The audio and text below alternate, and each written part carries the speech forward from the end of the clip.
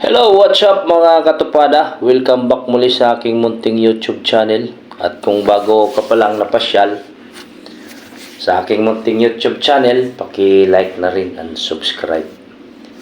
And hit mo na rin yung notification bell para maging updated ka sa mga videos na aking i-upload.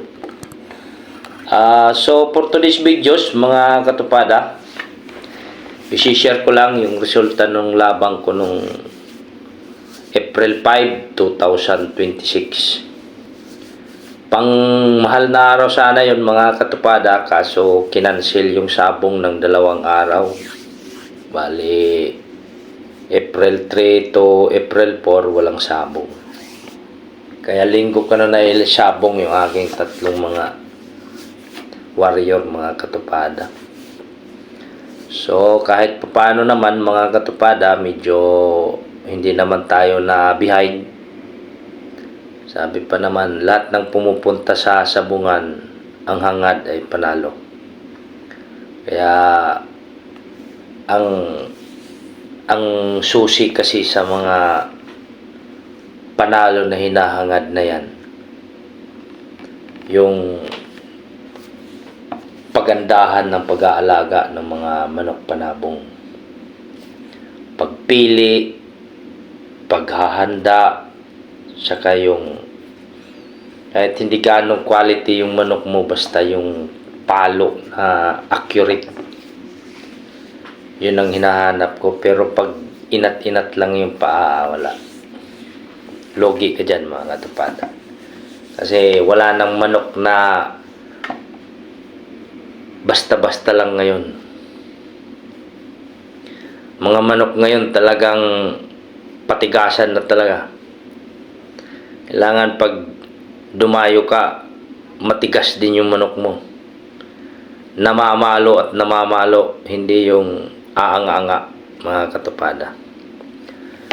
Kailangan sa mga manok, yung mabigyan natin sila ng sapat na mga supplement para sa ganun, pagdating sa labanan, di ka basta-basta mga katupada.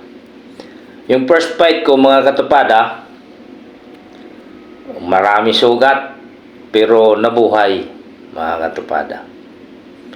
Yung second fight ko, naunahan pero nanalo, patay nga lang siya.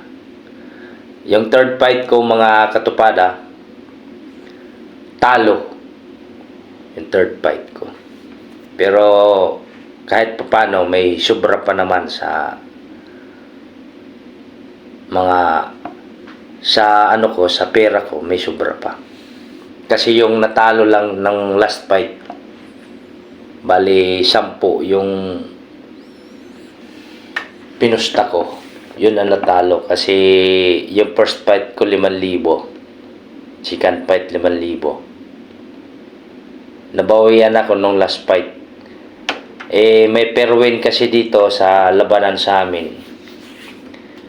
Yung per win nung first at saka second, yun ang naiuwi ko mga katupada.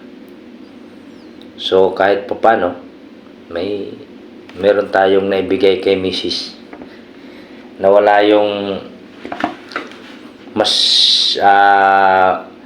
anong tawag doon, yung laging nakasimangot. Ganun lang yun mga katupada, intindihin na lang natin yan. Kasi yung asawa natin siyempre, wala yang ibang hinangad kung hindi yung ikabubuti ng pamilya at yung mga anak, sa mga anak natin. Kaya tayong mga asawa rin, control tayo sa mga ganitong bagay. Kung medyo kapos, iwasan mo muna magsabong. Pero kung may sobra, yung sabi pa naman, pag natalo ka, walang maapektuhan, gawin mo. Ganun diskarte ko mga katupada. Kaya yung asawa ko, pag nagsabong ako, hindi yan nangangamba. Ano lang, kasi yung mga, siyempre, yung gawain ko sa bahay, yung tulong-tulong sa kanya, na sinusolo niya, kaya medyo nakasimangot. Pero kahit gano'n pa man, naiintindihan ako ng asawa ko.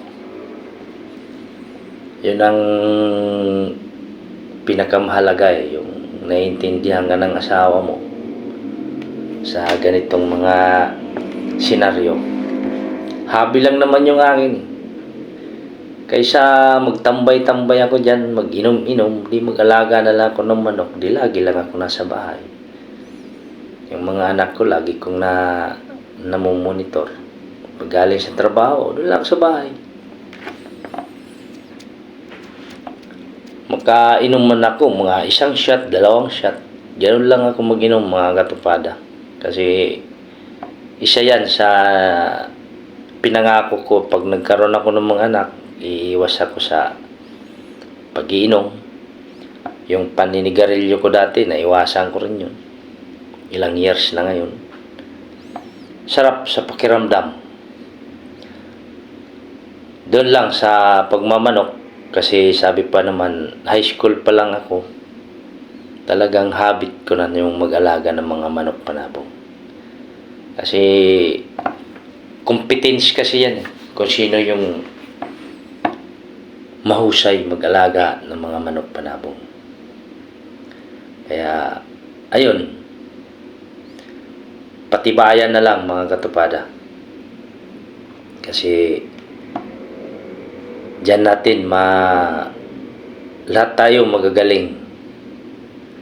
Minsan yung timing lang yung nagkukulang, mga katupada. So hanggang dito na lang mga katupada. Salamat.